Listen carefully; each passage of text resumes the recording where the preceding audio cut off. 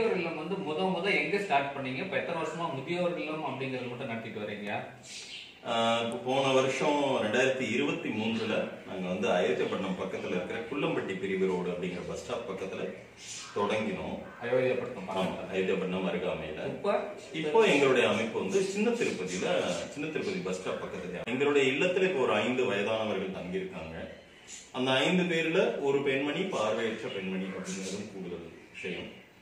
ஏன்னா மாற்றுத்திறனாளிகளுக்கான தங்கும் இடங்களை எந்த முதியோர் இல்லங்களும் பெரும்பாலும் தர்றதில்லை. அவங்க வந்து அவங்களுடைய வேலையை அவங்களே செஞ்சுக்க முடியாது அப்படின்னு ஒரே காரணம் சொல்லிடுறாங்க. ஒரு மாற்றுத்திறனாளியே நடத்துகிற முதியோர் இல்லத்துக்கு அதே ரூல்ஸை பொருத்த முடியாது இல்லையா?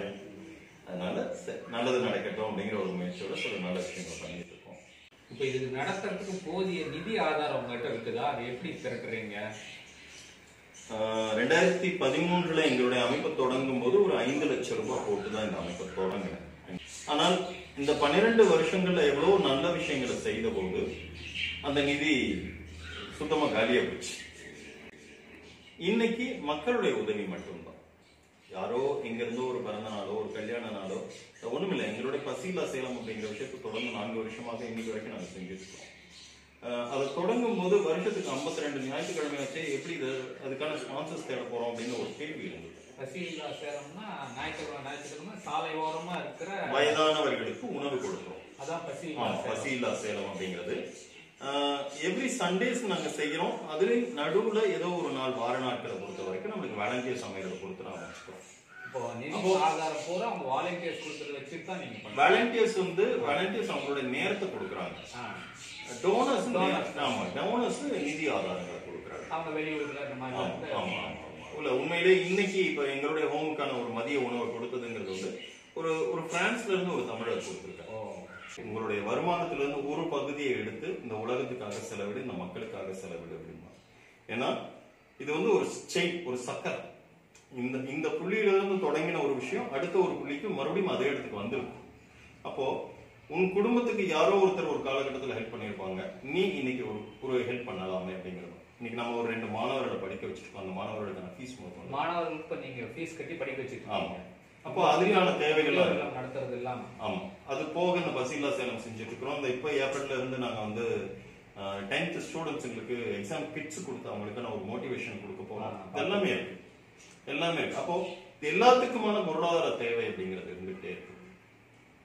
இது ஓகே இது செஞ்சுட்டோம் இதோட முடிஞ்சிருச்சு அப்படின்னு நம்ம சொல்லவே முடியும்.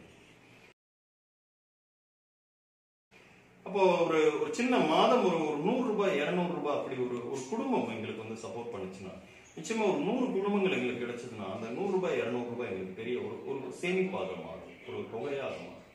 அதை தாண்டி ஒருத்தருடைய பிறந்த நாட்டிலேயோ கல்யாண நாட்டிலேயோ எங்களுடைய ஹோமினுடைய ஒரு நாள் உணவு செலவாக ரூபாய் 1500 ரூபாய் கொடுத்துட்டு அதையும் எங்களுக்கான சப்போர்ட்டாக பண்ணலாம். ஏன்னா எங்களுக்குமே ஒரு தேவை இருக்கு. அதை எல்லா நேரமும் சொல்லிக்கிட்டே கேட்டுக்கிட்டே மக்கள் கிட்ட முடியல, ஒரு மாதிரி கூச்சமாகவும் இருக்குது. அதை தாண்டி இதை கொண்டு போயிடணும் அப்படிங்கிற ஒரு எண்ணமும் இருக்கு.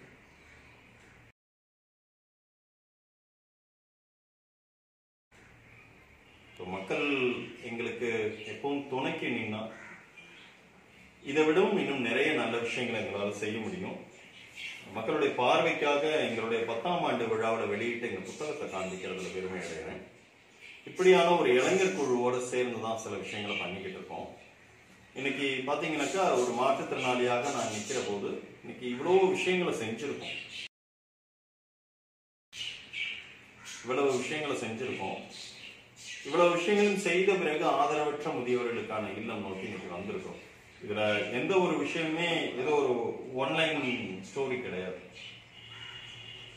இப்போ கல்வி உதவிகள் நம்ம செஞ்சிருக்கோம். நம்ம ஆரம்பத்திலும் செஞ்ச கல்வி உதவிகளை மட்டும் கணக்கப்பட்டோம்னால எவ்வளவு பெரிய லிஸ்டாக வரும். அரசு பள்ளிகளுக்கு தன்னம்பிக்கை பயிற்சி, எத்தனை பள்ளிகளுக்கு போனோம், அங்க என்னென்ன அனுபவங்கள் கிடைச்சது. இப்ப கூட ஒரு கொண்டப்பநாயக்கம்பட்டி பள்ளியில போய் பேசிட்டு வரேன். தமிழ் கூடல் அப்படின்னு சொல்லிட்டு ஒரு நிகழ்ச்சியில போய் பேசிட்டு வரேன். ஒரு 9th படிக்கிற பொண்ணு ஓடி வந்து என் கார்ல விழுந்துட்டு அழுகுது. எதுக்குடா அந்த பொண்ணு அழுகுதுன்னு தெரியல. அதாவது ஆசீர்வாதம் வாங்குறதுக்காக வருவாங்க, அம்மா வேண்டாமா நவந்து நில்லுங்கம்மா அப்படின்னு நான் சொல்லிடுவேன். ஆனால் அந்த பொண்ணு அழுகுது. எதுக்குமா அழுகுறேன்னாக்கா, இல்ல உங்க உடம்புல 7 ஆபரேஷன் நடந்திருக்கு, இல்ல நீங்க எவ்வளவு வலிச்சிருக்கோம், உங்களுக்கு எவ்வளவு கஷ்டப்பட்டிருப்பீங்க. நான் அதான் சொன்னேன். அப்போ என்ன தோணுச்சுன்னா, அந்த பிள்ளையினுடைய மனநிலை எவ்வளவு சாஃப்டா இருக்கு. கேட்டதுக்கே அழுது, நான் வாழ்ந்துட்டு இருக்கேன்டாமா அப்படின்னு சொல்ல வேண்டியிருக்கு. கேட்டதுக்கே அழுது. நீ வளர்ந்து நிற்கும் உனக்கு எத்தனை பிரச்சனை வரும், அதெல்லாம் எப்படி சமாளிப்பா? அது நம்மளுக்கு இப்ப பெரிய கேள்வியா தோணுச்சு.